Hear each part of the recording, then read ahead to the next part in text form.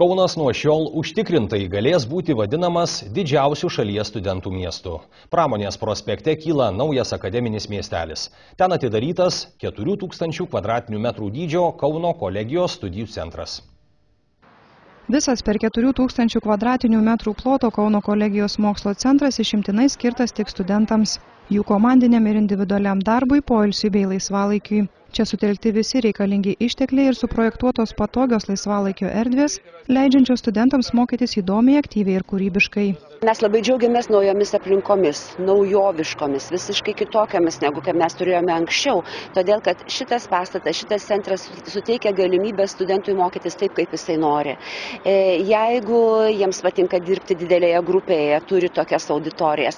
Jeigu jie nori dirbti kažkokiu nedideliu projektu, projektiniai grupė, jie taip pat turi atskiras erdves. Jeigu žmogus nori užsidaryti ir būti vienas, taip pat yra tam skirtos patalpos. Yes, one of the biggest flaws is with this building we have a very large capacity of library where we can study.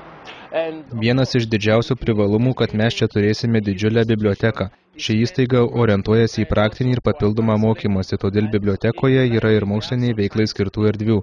Patalpos apstatytos puikiais baldais ir gerai šildomus. Tai labai svarbu žiemą. Daugiau kaip 11 milijonų litų kainavusio studijų centro projektavimo ir statybos darbai vyko kelerius metus. Naujasis statinys padėjo tvirtus pamatus, kuriant dar vieną akademinį miestelį. Tad Kaunas nuo šiol turi tvirtą studentų sostinės vardą. Tai nuo 2008 metų prasidėjo pati idėjos plėtra, plėtojimas, diskusija su bendruomenė, kaip maždaug tas pastatas turėtų atrodyti, kas jame turėtų vykti. Tai visos erdvės skirtos išskirtinai studentam. Pirmas aukštas dirba tokio vieno langelio principu, kad informuoti studentus, pakonsultuoti. Toliau antras, trečias aukštas bibliotekos, atviros erdvės, grupiniam darbui, individualiam darbui, kaip jau studentai patys nori organizuotis, kaip dėstytojai organizuoja, o viršutinis aukštas skirtas moderniam auditorijom. Teritorijoje esančioje pramonės prospekte studijuoja daugiau kaip pusė Kauno kolegijos studentų, kurių įstaigoje kasmet vidutiniškai mokosi per 7000. Didelė dalis jų gyvena aplinkui esančiuose bendrabučiuose, sportuoja neseniai atnaujintame aikštyne.